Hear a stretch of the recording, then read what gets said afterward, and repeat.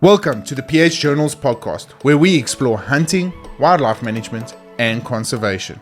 As hunters and conservationists, we know that hunting can be a powerful tool for wildlife conservation, generating revenue and promoting healthy ecosystems. Join us as we explore the latest research, interviewing experts and practitioners, and sharing stories from the field. Whether you're a hunter or conservationist, or simply interested in learning more about this somewhat controversial topic. Hi, my name is Dylan Love. I'm a professional hunter out of the southern tip of the Dark Continent. Join us as I believe hunting is our best conservation tool we have to offer. Doug, I'm amazed with you having the opportunity or giving me the opportunity and taking some time out of your day. I mean, you're always such a busy man to join me on the podcast once again. I think this whole podcast episode is just going to tie in perfectly. I'm so tired of hearing my own voice about the issues that we've succumbed to in the professional hunting world. And I really just wanted to touch base with you on the after effects of COVID. You know, back then before what kind of disrupted the industry for a very, very long time, to kind of where we are now. And I feel it's such an important question that we need to ask, because I don't really have the expertise in as far as what's really going on behind the scenes with the taxidermy industry. So what better way to kick things off? How are you keeping? How's it going? Fit and fine, and things are going well, and always positive, you know. Yeah. I think that's one of the things that after you've gone through a spell like 2020, there's a definite reset, and you start to become very grateful for what you do have. Yeah. And you go back to the basics and appreciate the simpler things. Go back to why we got into it in the first place, you know. So yeah, then and now, what happened then and where we are now, it's worlds apart. And the journey between then and now has been something that we've all had to adapt to, and we've all learned a tremendous amount from. I find it so amazing, just every single time I come here often, but every single time I walk through these doors, there's always just something completely new and interesting going on. And often sit in awe. I mean, we've just literally walked past a good friend of ours, Pat. He's literally being mounted in one of the most magnificent mounts I've ever seen a lecturer be mounted in. And we use that new mannequin. Yeah, that's why. It's the new mannequin. So Travis sculpted this incredible, very simple shoulder mount of a lecturer. And he used projection method. We used the skeleton. As you saw, we're busy with the Nyala there as well. And the ones that you've seen are the first ones that clients' trophies we've mounted on that mannequin. And it's night and day from the old mannequins of the industry of then. Yeah. You know. But 2020 gave us time. So we had the time to put our creative shoes back on. This is a creative space. You come in here, every time it must be different. The day that is not different, please tell me, because then we're doing something wrong. Yeah. But yeah, the 2020 was the kickoff for us to embrace our creative sides again, and it was, in that respect, awesome. Yeah, I can only imagine. But Doug, to touch on the ugly side of what 2020 caused, the aftermath. I mean, I've for a couple of episodes now, I've run through what us as professional hunters are struggling from. I mean, just something very, very small, the interest rate spiking now for the last couple of weeks, The ugly side of taxidermy, what has been some of the struggles that you guys have come to have to face? I mean, it's a tough one, but, you're a very honest man. And hands down, in my top 3 hardest days in my career since starting the business. Listen, when we started the business, I've said this before, we didn't have beans and toast. You had beans or toast. Yeah. You couldn't afford both. So those were theoretically the toughest times. But hands down, one of the hardest days I've ever had was in 2020 when we had to retrench, or another term, lay off, over 60 employees. These are families. We've got Africa. Africa is a special place. So much is built around families, and these people don't have very much. So when you've got to sit in front of 60 odd people and tell them today's the day that your job with us ends, because if I don't do that, then everybody's job is going to end. So we had to cut back. We took hard actions to ensure survival in the long run. That was hard. I can imagine. I mean, walking through you know tough. every single employee by name. It's incredible. And I mean, a business of this size, I can only imagine, must have been one of the most difficult things to... I know a lot of these guys that you see are the younger guys. I've known them since they were 2-3 years old. The first man who ever worked for me, Mike Fartley. Mike still works for me. Both of his sons work for me. His eldest son is 36 years old and one of my top artists. Incredible gift. How do you tell those sort of people, no, I don't have a job for you? You know? So we did what we had to do, as many businessmen around the world and businesswomen around the world did. We all did what we had to do. Yeah. But it didn't make it easy. It was a tough one. And then the recovery, no one knew, no one could have taught me, given me a heads up, what the recovery period would be like. How long it would take. When does recovery end and you're back to a norm? We're still not normal. Well, that's the thing. I mean, are we ever going to get normal? We can set targets. I mean, we've got very well defined goals. It's good to have goals, but there's no education that could have taught me how to prepare for this period, and the recovery of it's been tough. We've had some incredibly kind, understanding folks, clients who've been supportive, and without the hunters that have been so loyal and so supportive, we wouldn't be here. Dylan, I'll tell you that outright. So on the subject of gratitude, I can only be thankful that every single one of them put their trust in us, even when we are still delayed with getting their trophies back. This coming from a company that was used to delivering work in that strict 8 to 10 months, and we hit the target, and we kept on hitting the target, which is why the business has grown. So to be in a position where we were not able to hit those targets because we had to train up new staff, our supply chains, getting materials. How many taxidermists internationally have contacted us and said, please, can we buy mannequins from you? Can you supply us with mannequins? This is sending mannequins back to America because they can't get mannequins like they did then. Yeah. So they're also feeling it. Everyone is. But I think with the world speeding up again, we are starting to notice that there's that impatience to move forward coming back. I like ambition. I like the drive. But every industry has their own struggle. Doug, you touched on, clients, and in this industry, I've always said that it's a very special relationship you build, and we use the word clients, but they become friends. 100%. And I mean, we were chatting earlier, you mentioned that you're probably about 98% foreign. How important were those past relationships with the clients for you?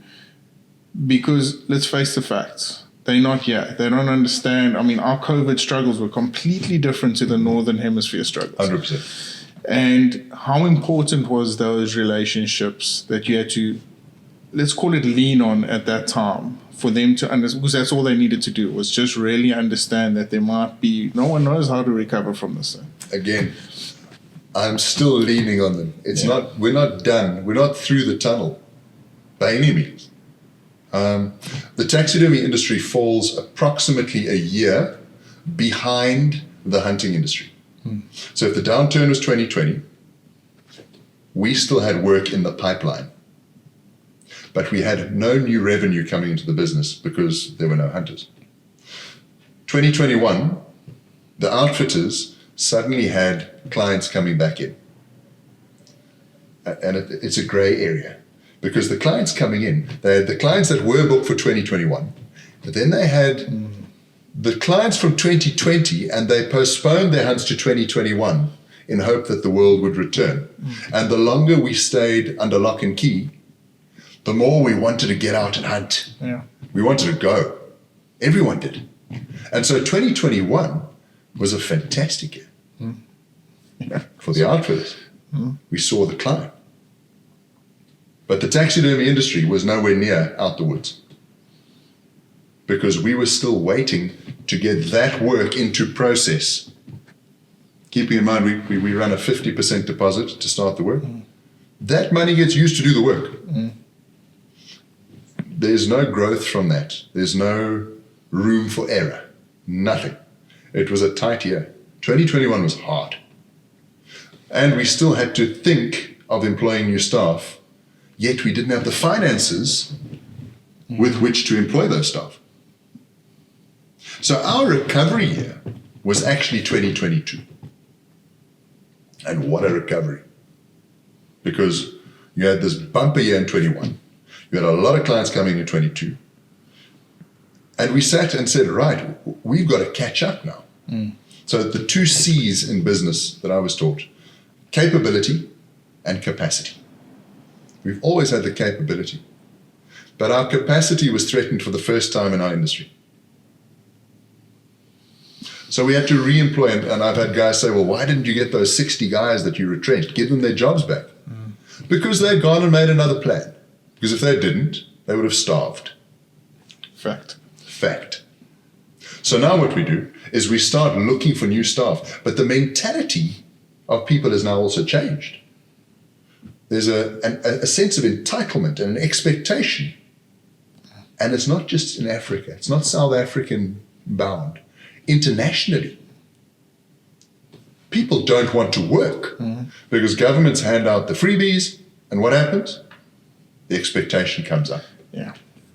It's a generational thing, It's a generational thing. So we had to source and find the right staff. Now, we don't need labor. We need artists. I can find you 50 people tomorrow that want to work. Perfectly said. But they can't draw a stick man. And I'm not going to let a staff member loose on a valuable memory of an even more valuable client. So of the 3 aspects in our business, or in any business, price, product, and service, we've never played the price card. We don't play the price card because I want to give an incredible product, amazing service, and that is the value in the price. So we're not outpriced. We're just showing the value by great quality, great service. But that means we've got to have the staff. So we spent 2022 training up. We've employed a lot of new people. And only now, through 2023, are we seeing the rewards of that training with those individuals. The work is beautiful. You've seen it. Yeah, it's incredible. From the lecture of the zebras, the new buffalo mannequin is spectacular. That eland is groundbreaking. I'm proud to put that work on our hunters' walls. Even if it comes with an apology that we're late. We won't be late forever. Based upon what we're working towards and the plan that's in place, and it's an active daily plan. We should be on track to an 8 to 10 month turnaround by the month of November 2023. Even with all the developments you've gone through, you still think that you guys will be able to stick in that Yes, time frame? absolutely. That's impressive, Doug. I always said it's something in the industry to just be a part of the game. But to change it completely, it takes very special attention to detail. Because, like you said, it's people's relationship. It's hard-earned money that you're handling. And it's such a unique way of going about it by still wanting to offer the best possible service. I mean, I can only imagine how stressful these past couple of years must have been for you. It's been stressful. It's wild. I mean, it's incredible. But so, Doug, I just wanted to touch on the price point side of things. And I know it's not something you like, but once again, I don't think too many people out of South Africa actually understand the hardship that we go through.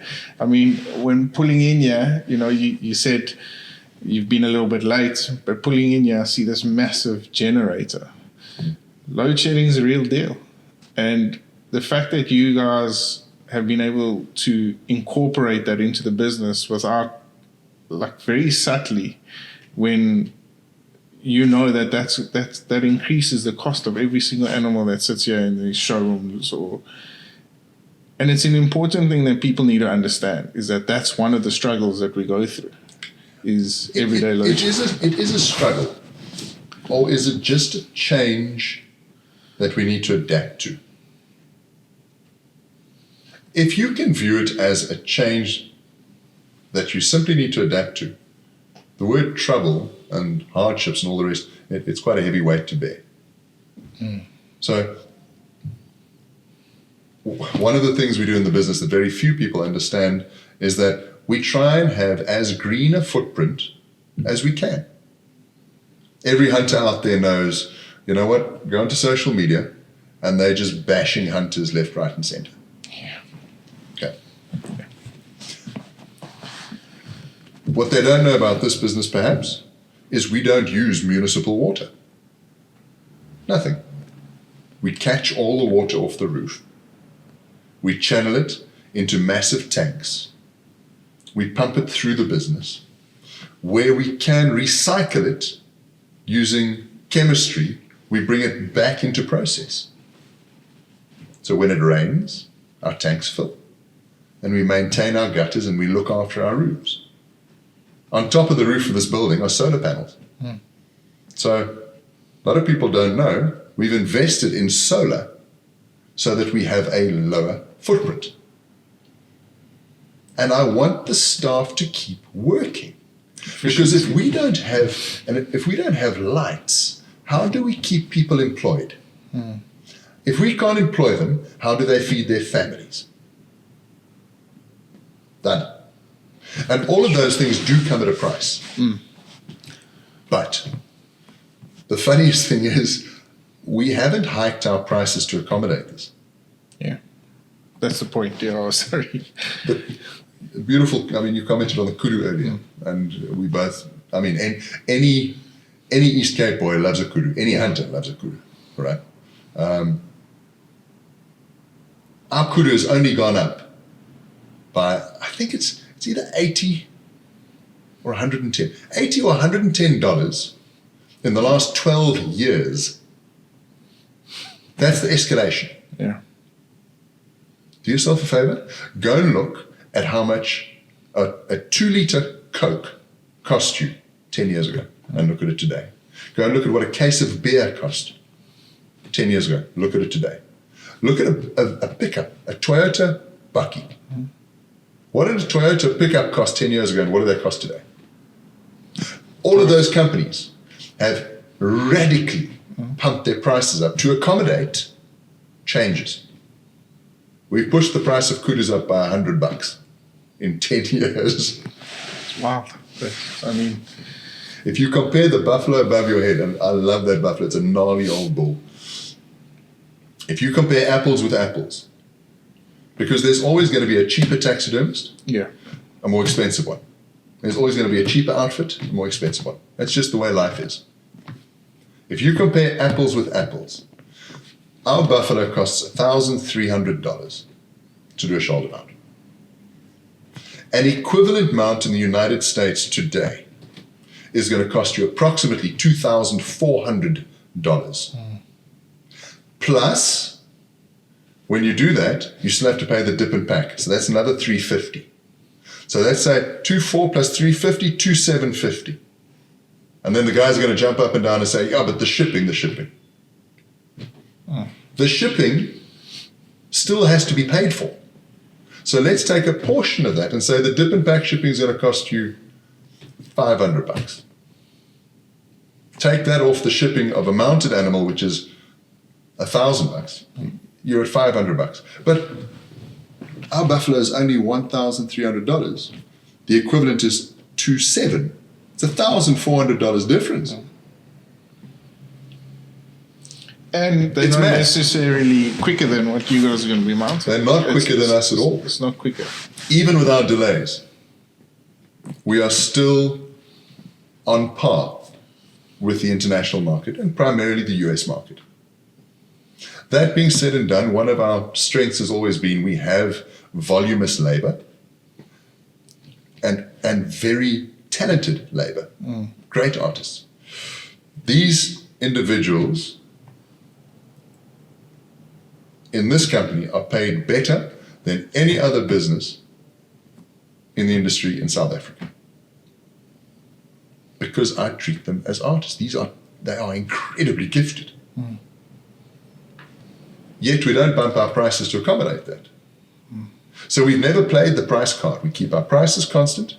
We make sure that we work efficiently. And it's worked for us. 100%. I mean, geez, just, you know, that's one thing I've always admired about your company, and I say this often in the industry, you kind of want to link yourself with people with the same sort of ethics, morals, and values within the industry, because I think that's probably one of the most important things. I mean, I'm sure I know plenty of guys that are just taking chances out there, trying to make a quick buck around every corner. Absolutely. But there's something so rewarding about walking through these doors and every single person is smiling, laughing, having a good time, because you kind of get the feel that what they are doing at that specific time is not only a passion, but they are absolutely enjoying every single minute. They're proud of it, and they love it. And I think that's also one of the most important things that people need to understand, is that by having work done here in South Africa, not only is it creating wonderful jobs, but it's also giving people a new opportunity, because they might have not had it pre-COVID. Correct. Now all of a sudden, it's like a candle lit again. We picked up a couple of young guys. We try and employ, when we bring in batches, we don't bring in a batch of 2 or 3 people. We bring in batches of 10 when we employ.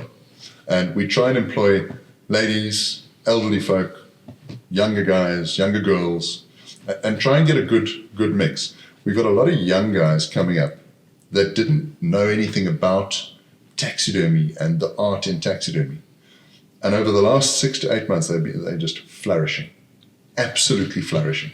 So it's nice to see new genes coming in, new energy, these guys they've got talent. It's our job to nurture that and create that opportunity for them. Again, I think 2020 has brought out the gratitude, and I'm very grateful that we're seeing this new level of energy coming in. It's remarkable. Dylan, it's been a heck of a ride. I can imagine. And the last 3 years in my life story, my book, the last 3 years have been a very, very unusual chapter, because it's had high drama, high action, blood, sweat, and tears, the whole 9 yards. I always appreciate chatting to yourself and PH Journals and your audience, because I think you have a very sincere segment of the entire hunting market. And one of the big things for me is to express the gratitude and just be human about the fact that we've also gone through supply chain issues. We've gone through staffing issues. The build-up has been tough. The banking world is not what it used to be. The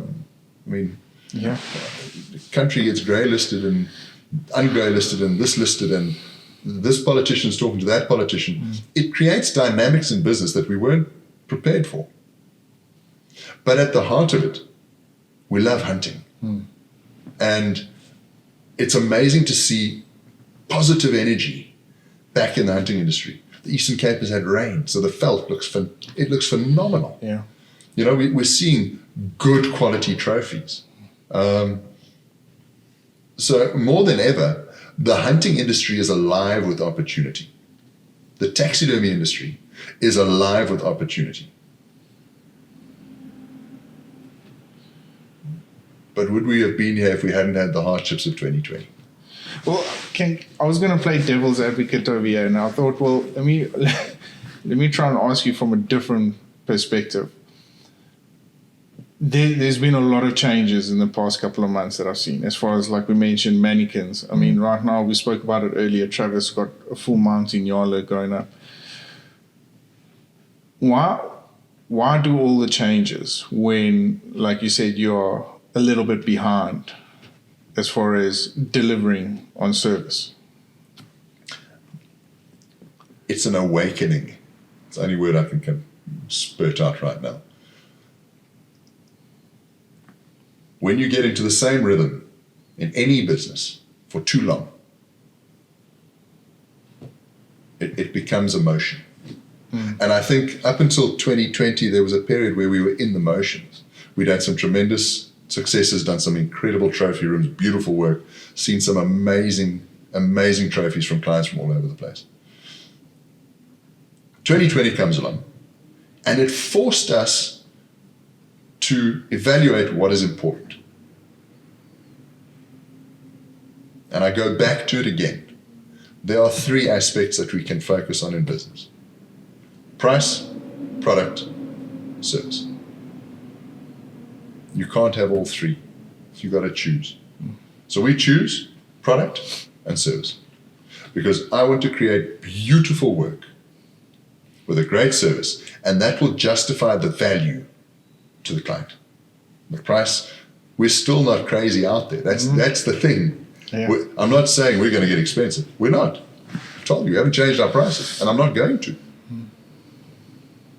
But we are committed to producing beautiful work. And I think 2020 reminded us to always stay hungry. So we are pushing ourselves to create better mannequins. But with a better mannequin, the artist is capable of doing better work.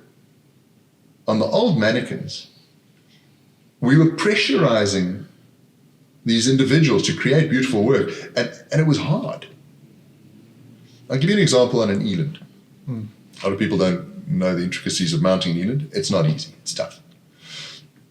We used to take approximately 16 to 18 hours, hands-on hours, to mount an eland. This is after tanning and after everything. Because we'd have to manipulate the mannequin to such a degree to get the fit of that skin. Because we don't cut the skin to fit the mannequin, we cut the mannequin to fit the skin. So we sculpt this new, I say we, it's not we. Travis sculpted this new mannequin. And it was a drawn-out process and cost a ton. But he assured me it would be the best. And there were days I looked and I thought, Trav, what are we doing here, boy? And he said, we got this, it's fine. We can now do an eland in a day, because the mannequin has the anatomy in place. The dewlap falls naturally. The earbuds are in place. The eye socket, everything is meticulously worked out, that we can produce an incredibly high level of work in a more efficient time. So while I'm spending time with the guys developing new mannequins, developing new methodologies, the outcome is higher quality of work, better efficiency, better value for money. Client wins. I'm happy. Doug, that's an incredible way of looking at things. And I mean, I can only imagine the conflict you must have had. For instance, exactly what you're saying about the mannequin now. Pat came and hunted that Letchway with me in 2021. And I think it's just luck of the draw that he's came out now. But for you to, for that client, I'm sure Pat's a different case because I'm sure he hasn't been as impatient. I don't know, I could be wrong. I told Pat I wanted to mount it on the new mannequin. But this is the most incredible thing. How difficult has it been? Or like we mentioned earlier, is it just past relationships that have really just got you through these experimental Absolutely. times but difficult times? Absolutely. And I mean, it's got to be probably one of the most important from, I think, in the industry from an all-round aspect. Outfitting, PHing, taxidermy, and maybe even shipping and stuff. We haven't touched on that yet. But relationships are probably the most important. Trust. It's trust. There. I think that's it. If the relationship is good, it means it has an underlying factor of trust. If the trust is in place, then we win. I mean, it's absolutely. I mean, I'll never forget. I came here. Must have been last year, where one of your staff hit a bushback with I think it was the Quantum they hit it with. No, that's a story for another day. Anyway, and you threw this thing in, and you've full mounted now, completely different to anything else I've ever seen before. And likewise, what you're doing with the Inyala, I mean, it's absolutely incredible. But it's at some point you had to say, I'm going to take this risk, and these people are going to follow me along and trust me in it, Or they're not. And has it been easy? Has it been well accepted? Or are you still fighting battles? Every day is the fight. It's interesting. Because they just impatient. They want to see their... It's reality. I mean, we love the animals we hunt. We're hunters. We love it. And I've been on the receiving end. I understand what it's like to wait for taxidermy. I've gone through the note. I've hunted in the US and had taxidermy done over there by incredibly, incredibly talented taxidermists and shipped it back to myself to experience this. So life has picked up momentum again. But the reality from where we sit is we're a year behind the outfitter.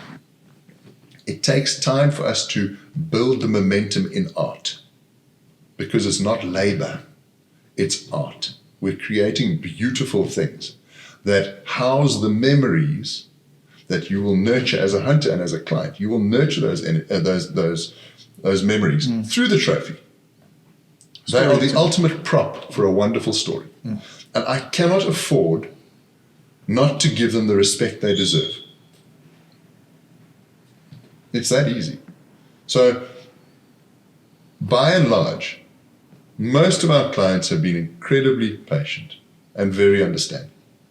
Those that have been less patient and less understanding, I actually appreciate and I understand where they're from and where they're at as well.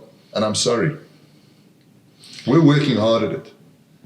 What is different in this company, I can only say this because I'm in it. I cannot speak for other companies. But in this company, I stand at the helm. I'm right at the front. And I know that every day we come in here and we give it our best. And we're going to get quicker. And I appreciate the patience.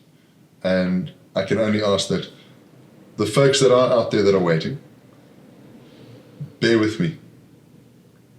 This is a journey. It's a tunnel we're in at the moment. We're going to come out the end of that tunnel and it's going to be beautiful coastlines and a wonderful journey ahead. But we got to get there first. Yeah. You know, but by and large, most folks are incredibly patient, very understanding. I'm very grateful, very, very grateful. That's absolutely incredible. There's two things I just want to touch on quickly before we have to go. But the first one, I mean, you can answer this very simply. Has this war in Russia and Ukraine, has it had any sort of effect on the shipping side of things? Absolutely. Shipping is a difficult one. Let me give you some good shipping news. Well, everyone's going to give you the bad news. Let me give you some good news. Do you know that the rates this month, 2023, where we are now, are the same as the rates at this time of the year in 2016. Yeah, that's a surprise. She's looking. You said, look, but 100%. So we follow the rates every month to a point that splitting image taxidermy is actually going to be, you know, when you get a financial mail, there's always the stock exchange, and the Dow is this, and Apple is this, and it's the ups and downs. Yeah. And it's on every mail underneath. It makes it look official. I don't read it because I don't always understand it. We're actually going to be putting in and publishing the monthly rates in the shipping industry going forward. Ocean freight and airliners. Which carriers are charging what, and what the current rate is on a monthly basis. We've got the information. We follow the rates very carefully. So at the moment, if you go back to 2016, it's almost 10 years back. Mm-hmm. That's 7 years ago. It's the same rates as we got at the moment. Yet everyone is under the perception that the rates are so bad, the rates are so bad. Don't do taxidermy, it's too expensive. There are some good rates coming out. We had a case recently where the research showed that it was cheaper to fly your trophies back by air freight because the demurrage and the storage of the container and the vessels available. Because remember, all the vessels that used to travel kind of the European route, those guys are now avoiding that because they don't want to get involved with the mess that's up near Russia. So all of that commodity is now shipping which way? other way around. Other way around. So there's more commodity going this way and fewer vessels available. So what's happened is the cost of ocean freight has come up. Oh, okay. The air freight just jumped on and said, we'll take it. And they're shipping. It's a volumes game. Freight forwarders that have a lot of volume are able to negotiate lower rates. Makes sense. Make sense? Yeah. So splitting image taxidermy we've got good relationships with a number of shippers. In the past, we had one primary shipper that used to handle a lot of our work. We've got 3 shippers now. So if we put it out and say, guys, here's a client, bid on the offer, make an offer on the work. Tender on it. Tender on it. Give the client the opportunity at the win. And you know what the scariest thing is? They all come back pretty much the same. Now it's a Because the competition. rates are actually set by the airline organizations and the ocean freight organizations. So there's a set rate. Your average margin that a freight forwarder makes is between 60 US cents per volumetric kilogram and about $1.80 per volumetric kilogram. That's their margin. That's it. It's not much. It's not much. It's a mass. It's a scale game for them. So shipping on the whole has been affected by that whole Russian episode up there. But we are starting to see some positives from air freight. Yeah. And that's both for taxidermy and for dip and pack, which is wonderful. Especially locally. I mean, more people are going to want to do it locally. Absolutely. Absolutely. And we've seen that. Yeah. With the quality, they're looking at it and going, man, these guys know what they're doing. Exactly. And I appreciate that because, we work hard at it. And now they're looking at the fact that we can get their trophies back to the US at the same principal rates as 2016. It's like Back to the Future. It's awesome. I mean, yeah, it's then and now. But I think that whole shipping thing it's come up more and more frequently in my questions, my Q&A that I do on my social media feed, and I think I would love to sit down and have a full-on episode on that one. I think that's a fantastic idea. But before we go, and I had it down here in my notes, is that why are we doing this? But I think I kind of want to change it after what I've experienced today, and especially seeing you, how passionate you still are. Like, what's keeping you going? You know what? It's actually these kind of conversations, the then and the now. Because if I look at where we were and how we've made advances and we're making it and we're keeping people employed. We've got so many success stories within the success story. And if you look back to what it was then, beans or toast, that started 23, 24 years ago with 6 staff members, and what it is today, the investment the company has put into developing the infrastructure, from the solar to the water to staff accommodation, that we've helped guys buy their own homes, that we've stood surety for long-serving staff and said, we'll stand surety for you because we believe in you, because you believe in the company. And if anyone ever questions the good that hunting does, my doors are open. Come and look. Because there are very, very few people who could deny how much opportunity has been put on these people's plates. And they've taken it, and they've made the most of it. And the team here have created a wonderful, wonderful company. We don't always get it right. We don't. And I'm the first one to stand up and take the punch in the chin. But we will always do what is right. And we will always, always stick up for this industry. I mean, it's amazing. The whole saying, it's not how many times you get hit down, it's how many times you keep standing up. And it's just incredible to see that even, like, I'm sure the past couple of years must have been every now and then felt like a punch in the gut, but to keep getting up, I mean, yes, you've got to stay motivated. And I did this podcast probably about 2 weeks ago on, whether professional hunting still. So I didn't want to end on a grim note or anything like that, but truly, what is something that you can inspire a younger generation coming into the industry? Well, what are some inspiring words you would like to leave out there for them? You can't do that to me. Hey, that's a low blow. You know what? I'm still a kid inside. And I love what I do every day. I mean, you saw my fellow here.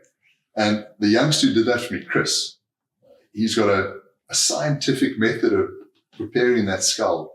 And it's the most perfect skull I've ever seen.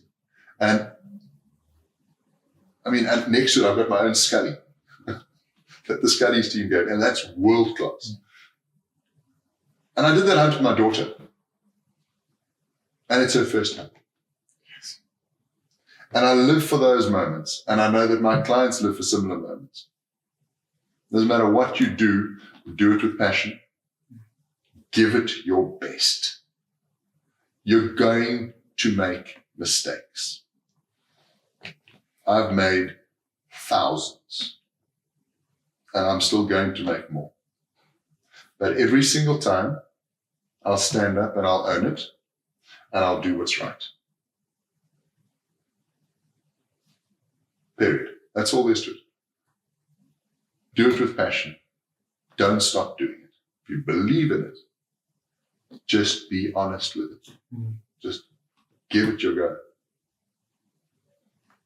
I don't know. I've been one of the lucky ones. I've been involved in an industry that I'm passionate about my whole life. So it is a privilege. We all needed to have a reality check, and I think 2020 provided that in copious amounts. But at the end of the day, look ahead, not behind. We've got a lot to look forward to. We've got a huge amount to be grateful for. And we're getting there, one day at a time.